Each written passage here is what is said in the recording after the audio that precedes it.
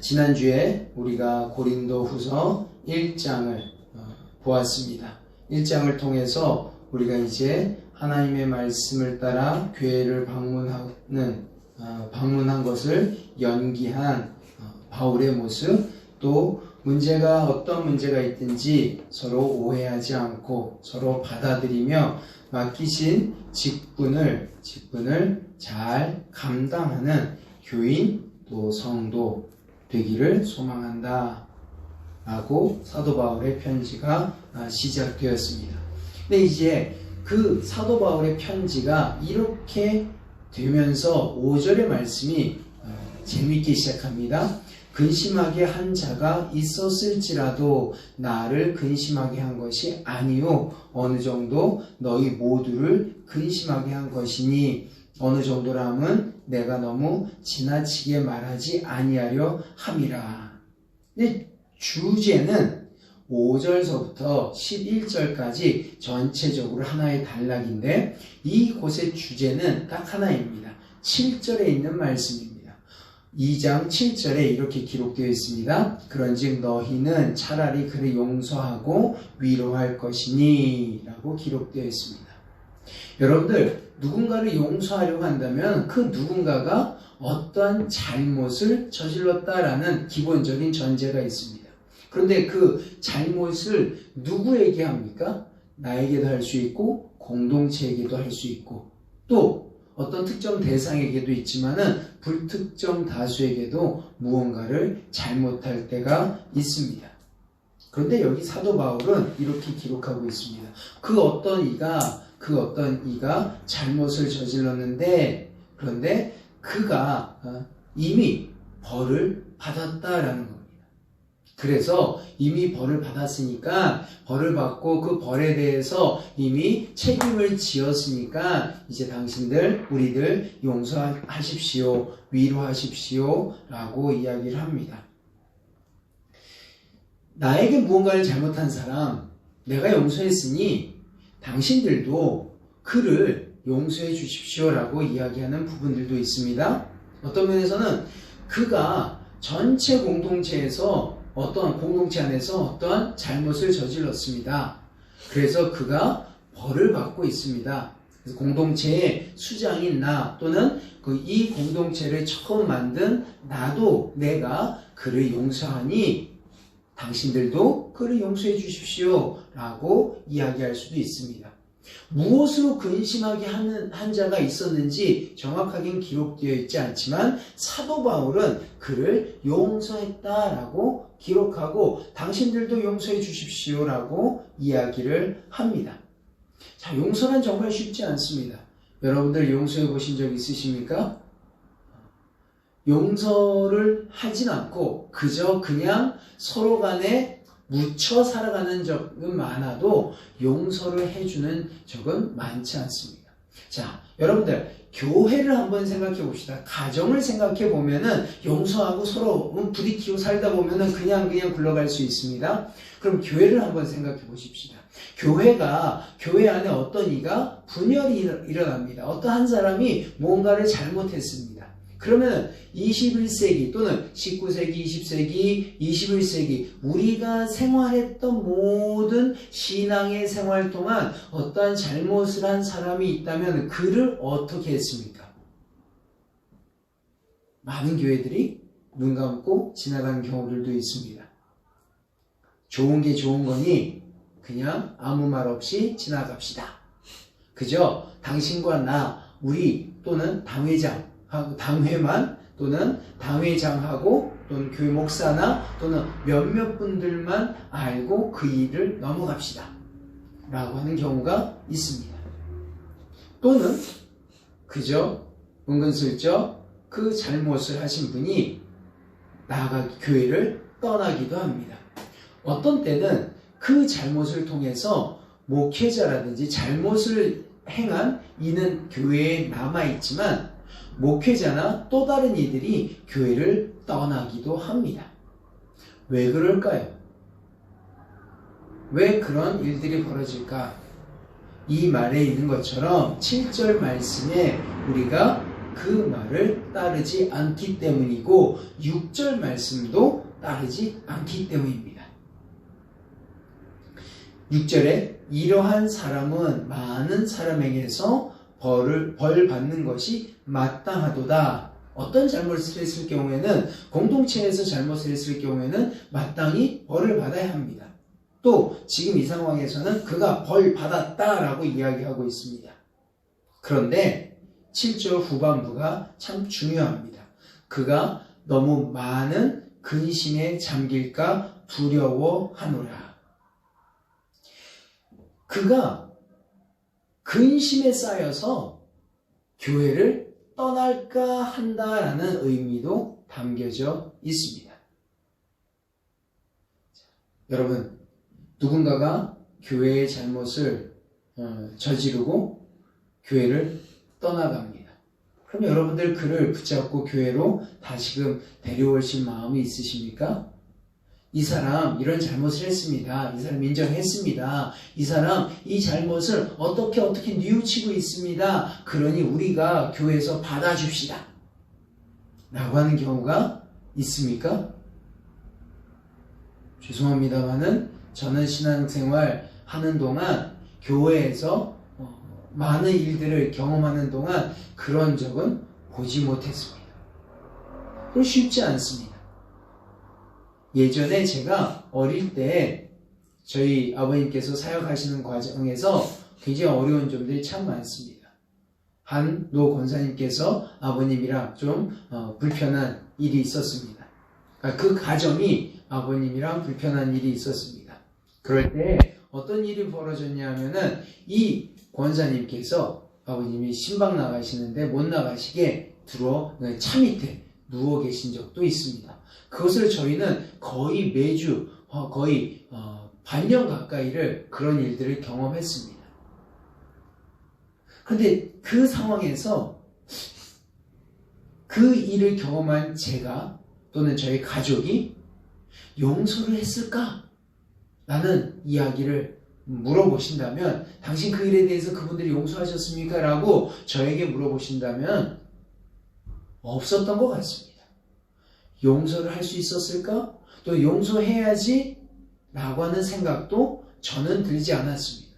아버님이랑 어머님은 어떤신지 모르겠지만 저는 지금까지도 그분들의 그런 상황, 우리가 어려운 일을 당했었습니다 라고는 이야기를 많이 했어도 제가 그분들을 용서했습니다 라고 한 적은 한 번도 없는 것 같아요. 정말로 지금 생각해보니 없습니다. 그냥 잊어버리든지 아니면 그 사실만을 기억하는 것으로 끝나버린 것 같습니다. 자, 잘 생각해 보십시오. 또 다른 일을 제가 어제 인터넷 강의로 이제 세미나를 하나를 들었는데 탑지일 교수님께서 이단과 코로나라고 하는 특강을 하셨습니다. 근데 이단은 이단이고 코로나 이 시대에 이단이 더 드러나는 일들이, 특히 신천지가 드러나는 일들이 있었는데, 생각해 보십시오. 앞으로는 이런 일들이 벌어질 겁니다 라고 우리에게 얘기해 주십니다. 무엇이냐면 교회에 많은 분들이 교회에서 신천지로 나갔었습니다. 그런데 내가 섬겼던 교회에서 신천지로 나가신 분이 계신다라고 한다면 그가 교회로 다시 돌아올 수 있을까요? 우리들은 그를 다시 교회로 받아들일 수 있겠습니까? 쉽지 않습니다. 많은 분들이 교회로 돌아오기보다는 본교회나 또 다른 교회로 돌아오기보다는 교회를 아예 안 다니는 분들이 많이 있습니다. 물론 신천지에서 나오신 또는 이단에서 나오신 분들끼리의 모임을 가지고 그 안에서 예배를 드리는 경우는 종종 있습니다. 그러나 본교회로 돌아온다든지 아니면은 다른 교회로 돌아간다든지 하는 일들은 거의 없는 것 같습니다. 혹시 그런 이야기를 알고 계시면은 저에게 꼭 말씀해 주시면 감사하겠습니다. 앞으로는 그런 일들이 벌어진다라는 거죠. 특히 이단에 있어서는 많은 이단들에게 있어서 우리가 우리 교회에 있다가 이단에 빠지든지 아니면 어떤 일을 통해서 교회 밖으로 나가신 분들이 다시금 교회로 들어올 때 우리들의 모습은 어떠해야 하느냐라는 겁니다. 그를 용서, 문제가 있어요. 그냥 어떠한 거리가 있어서 나가신 분들은 다시 돌아오기 쉽습니다. 그러나 문제가 있어서 나가신 분들은 그 문제가 해결됐음에도 불구하고 다시 돌아오기는 쉽지 않습니다. 왜? 우리는 7절에 있는 것처럼 그를 용서하고 위로할 것이니 라고 하는 성경의 말씀을 우리는 기억하지 못하고 실천해보지 못했기 때문에 그렇게 행동하지 않습니다. 경험이 없습니다. 또 그렇게 해야 된다라고 인도하는 분들도 안 계십니다. 교회의 가장 큰 문제 중에 하나입니다. 사도 바울은 이렇게 얘기합니다. 9절에 너희가 범사에 순종하는지 그 증거를 알고자 하여 내가 이것을 너희에게 썼노라. 사도 바울은 고린도 교인들에게 이미 다 용서하였고 내가 용서하였고 이 일을 위해서 위로해야 하고 이가 교회를 떠나지 않기 위해서 내가 용서하였습니다. 우리 용서해야 합니다. 그리고 당신들이 고린도 교회 모든 성도님들이 순종하는지 보려고 내가 이 글을 썼습니다. 다시 말하면 무슨 말입니까? 당신들 이 내가 하는 말에 순종해서 그를 받아들이고 어떤 잘못을 행한 이를 용서하고 위로하는 일에 앞장서십시오 라고 이야기를 합니다. 자, 그러면서 우리가 그 용서를 누구 앞에서 합니까? 10절에 그리스도 앞에서 한 것이다 라고 기록하고 있습니다. 우리가 용서하는 일에 앞장서서 이 용서를 했습니다. 그런데 내 앞도 아니고 당신 앞도 아니라는 겁니다. 그리스도 앞에서 용서를 했다라는 겁니다. 그 말은 내가 그리스도 앞에서 나의 모든 죄가 사함을 받은 그 용서받은 자이니 그리스도께서도 당신이 죄를 회개하는 그것과 동시에 당신을 용서하셨습니다. 그러니 내가 당신을 용서 못할 일이 무엇이 있습니까? 라고 하며 그리스도의 말씀에 순종하여 용서하고 위로하고 공동체가 되는 것에 앞장선다라는 겁니다. 11절 재미있는 내용이 나옵니다. 이는 우리로 사탄에게 속지 않게 하려 함이라.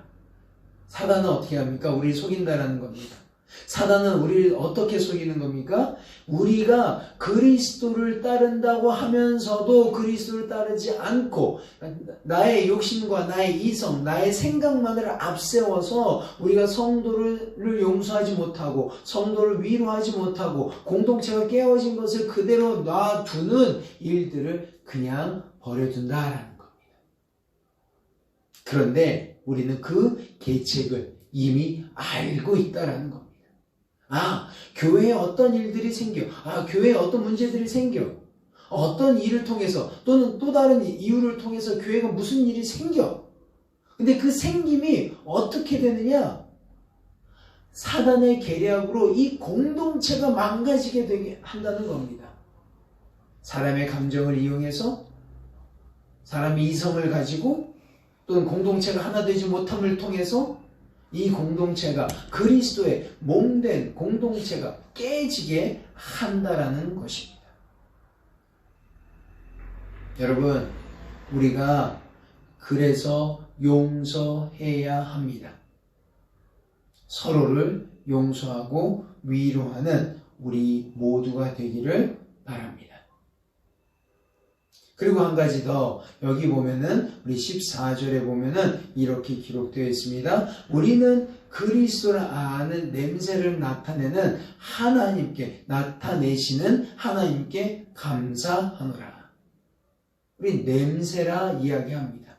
냄새. 그리스도의 향기라고 얘기합니다.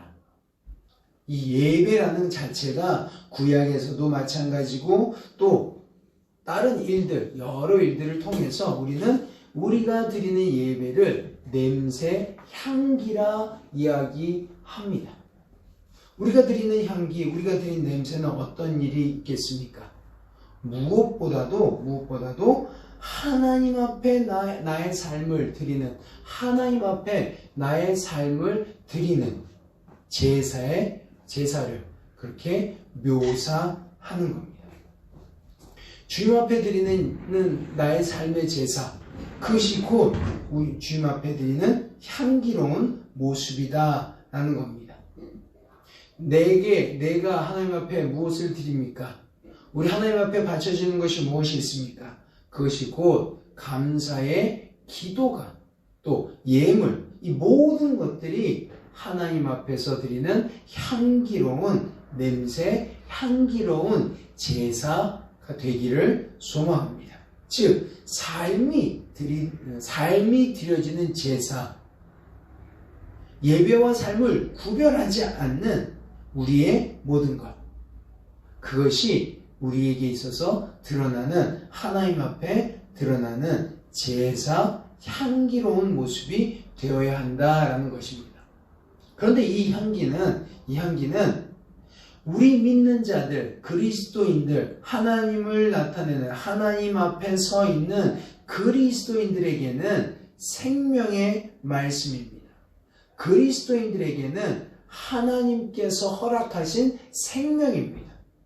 그런데 이 그리스도의 향기, 이 그리스도를 드러내는 이 향기는 믿지 않는 자들에게는 죽음의 향기라는 것입니다.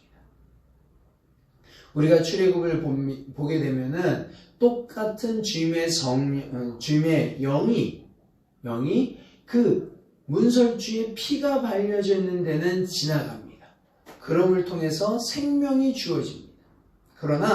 그러나 이 다른 이들, 주의 말씀에 순종하지 않는 이들에게서는 죽음의 그림자가 드려지게 됩니다.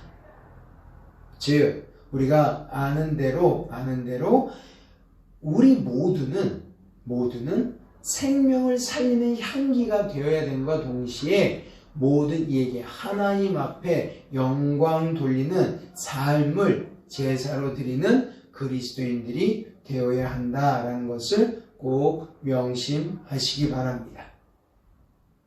우리 17절 말씀 다시 한번 읽어보도록 하겠습니다. 17절 말씀, 우리는 수많은 사람들처럼 하나님의 말씀을 혼잡하게 하지 아니하고 곧 순전함으로 하나님께 받은 것 같이 하나님 앞에서와 그리스도 안에서 말하노라. 우린 누구 앞에서 말한다고요? 그리스도 안에서, 또 하나님 앞에서 말을 한다라는 겁니다. 특히 사도 바울이 자신을 방어하면서, 자신을 변호하면서 하는 말이, 나는, 또 나와 함께한 동역자는, 특히 우리 13절에 보면은 디도가 나와 있고요. 또 디도와 같이 하나님의 말씀을 잘 증거하는 사람들, 우리가 함께 동역하는 우리들은 또 다른 사람들처럼 하나님의 말씀을 혼잡하게 하지 아니하고, 즉 이 다른 번역에서는 이 말씀을, 요 구절을 하나님의 말씀을 팔아 먹고 사는 장사꾼처럼 되지 않고 라고 기록하고 있습니다. 하나님의 말씀을 장사꾼처럼 사용하는 겁니다. 하나님의 말씀을 하나님의 말씀을 증거하는 것이 내 배를 채우기 위해서 한다라는 겁니다. 결국 하나님의 말씀을 증거하는 데 있어서 올바르게 하지 않고 물질 앞에서는 그 말씀을 틀어버리는, 물질 앞에서는 그 말씀을 다르게 말하는 일들이 일어난다라는 겁니다. 하나님의 말씀을 잘못되게 전한다라는 거죠. 여러분들, 우리 목회자들이나 모든 많은 사람들 앞에서 부끄러운 일들이 참 많습니다. 말씀을 받은 사람들이 사람을 생각하거나 또는 그 사람들이 나에게 대하는 것을 생각해서 말씀을 말씀대로 증거하지 못한다라는 겁니다. 말씀을 말씀대로 드러내지 못하는 일들이 많다라는 겁니다. 그래서 사람들 앞에 부끄럽지 않은 일들을 행하지만은 그러나 하나님 앞에서는 부끄러운 장사꾼들이 되는 경우가 많이 있다라는 겁니다. 하나님의 일꾼은 순전함으로 진실한 마음으로 일하는 사람들입니다. 사도 바울은 스스로를 변론하면서 나는 그렇게 스스로 내가 내 배를 채우기 위해서 내가 살기 위한 물질을 만들기 위하여 말씀을 팔지 않는다라고 이야기하며 우리는 사도 바울은 그와 함께하는 자들은 그렇게 동역하고 있다라고 이야기하고 있습니다. 21세기를 돌아보면은 목회자들 또는 많은 말씀을 증거하는 이들이 얼마나 부끄러운 일들이 많이 있습니까? 이제는 그런 부끄러운 일들에서 벗어나야 할 줄로 믿습니다. 말씀을 전체적으로 정리해 보도록 하겠습니다. 먼저는 용서하십시오. 용서를 연습해 보십시다. 실천해 보십시다. 우리 성도를 용서하고 또 우리 자녀들을 용서하고 그리고 주 예수 그리스도 안에서 하나가 되어 하나님 앞에 영광 돌리십시다. 그리고 우리는 삶이 제사가 되는 그러한 그리스도의 향기가 되어 모든 이에게 생명의 향기를 나누어주는 생명의 향기를 전파하는 그러한 하나님의 사람들이 되어야겠습니다. 더욱이 이제 그리스도로부터 구원받은 우리 왕같은 제사장 된 모든 성도들은 주님의 말씀을 증거하는데 부끄럽지 않게 말씀을 혼잡하게 하여 내 삶을 살아가는데 말씀을 사용하는 그러한 일꾼들이 사꾼들이 되지 않고 오직 순전함으로 말씀을 말씀대로 증거하는 말씀을 말씀대로 드러내는 귀한 하나님의 일꾼들이 되어야겠습니다. 우리 선한목자교회 모든 성도들은 이와 같이 하나님의 일꾼과 그리스도의 향기가 되어 주님께 영광 돌리는 귀한 지체들이 되기를 주 예수 그리스도의 이름으로